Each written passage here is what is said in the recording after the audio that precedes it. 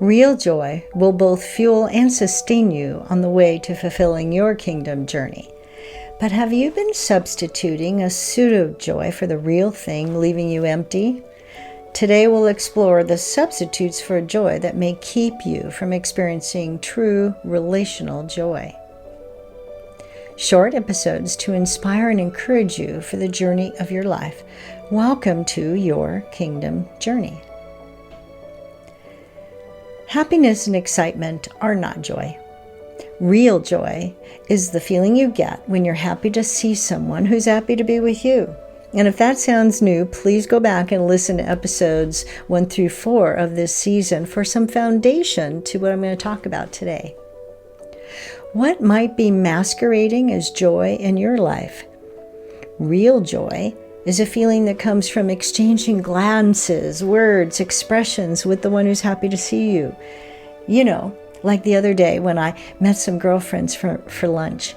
As I entered the restaurant and I looked around for them, 3 hands shot up from the distant corner beckoning me with smiles on their faces. What do you think that did to my joy meter? It got full. Spending time together, sharing, laughing, crying even, it builds our joy capacity and increases our spiritual, emotional, and yes, physical health.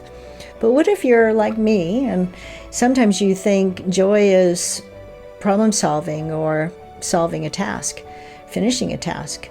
The other day I had to spend time, probably about an hour, to get a video to upload correctly, and I had to do a lot of research. Voila, I finally get it done. Oh, I think I'm filled with joy. But it's really not joy. It just is the feeling of relief that came from solving the problem. There's nothing wrong with it, but it's not true joy. The problem for us is that we think something brings us joy when in fact it doesn't. There's no relational joy involved in researching on the internet or watching a YouTube video to solve a problem. On the other hand, if I was part of a team and we enjoyed working with each other and we had the chance to brainstorm a solution together, despite the problem, I could feel relational joy whether or not the problem was solved. But if the joy I refer to as real joy is to be sustainable for your kingdom journey as fuel and sustenance, it must be centered on Jesus. Without him, you will not find everlasting joy, and you might even miss out on fulfilling his purpose for your life. I explore this concept more fully too in those first 4 episodes, so please go back and watch. But we're going to begin to spend a few episodes on this idea of pseudo joy. What can become an unwanted traveling companion on your kingdom journey? So let's start by taking a look at the way you're wired. So now I'm talking about the personality profiles. You're probably familiar with one called DISC. It's involving whether you're an introvert or an extrovert, or a people-oriented or task-oriented. So the question I ask for you is there a personality type that might be more susceptible by being tricked or cheated out of real joy? So let's take a look. You've seen this graphic representing the DISC profile as a lion or an otter or a golden retriever or a beaver. Of course, everybody wants to be the golden retriever. But I promise I won't bore you because do you know there's literally 20,000 possible combinations out of those 4 categories? It's mind-boggling. But if real joy is the feeling you get when you're happy to be with someone, then it clearly involves other people. So what about that introverted, task-oriented person? How do they find relational joy? The feeling of joy is an emotion that's expressed in the right hemisphere of the brain. So while a task-oriented person might be firmly left-brained, logical, orderly, practical, it doesn't mean you can't find joy in the right hemisphere. So what might you be substituting for joy? Accomplishment, study, degrees, even workaholism, perhaps checking off another completed task.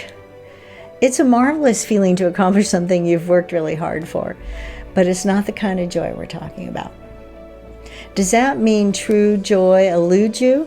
and is only available to people-oriented others? I don't believe so. So how can you have it? Well, before I answer that question, let me add that even people-oriented extroverts like me can become a victim of pseudo-joy too.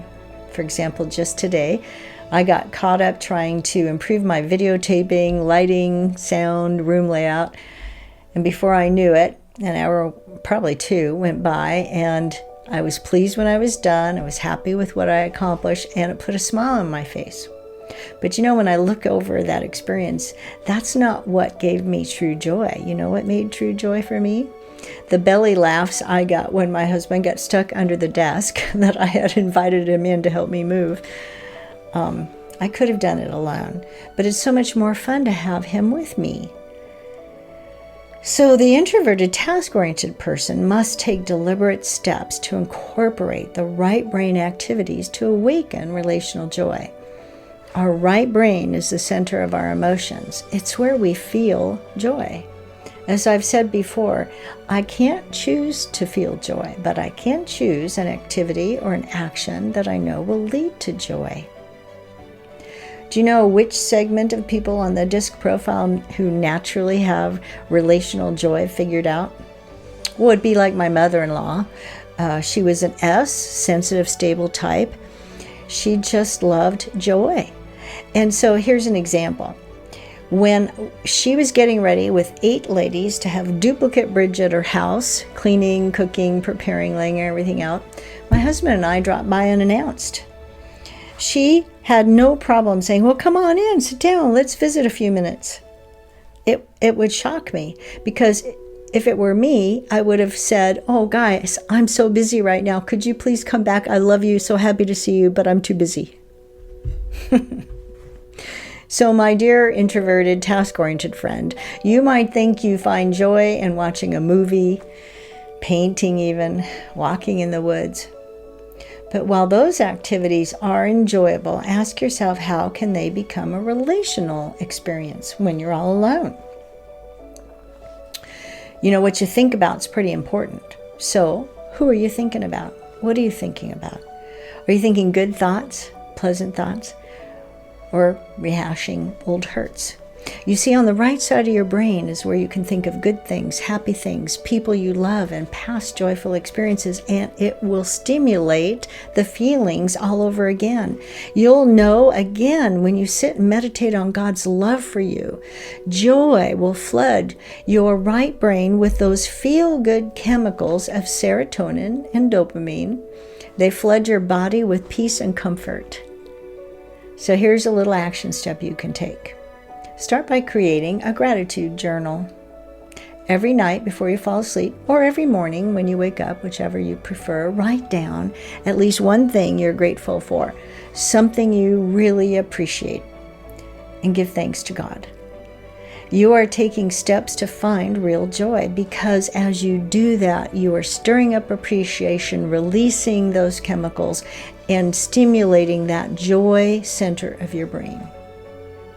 And by the way, mark your calendars for the week of September 20th. I'll be offering another free 5-day challenge. This time it's called Find Real Joy. And you can sign up at findrealjoy.com. Sign up is required. So, my dear friends, I bless you with finding real joy. I bless you with becoming aware of what's stealing your joy or masquerading as joy in your life, keeping you from the real relational joy that will sustain you and fuel you for your kingdom journey. So I bless you in Jesus' name.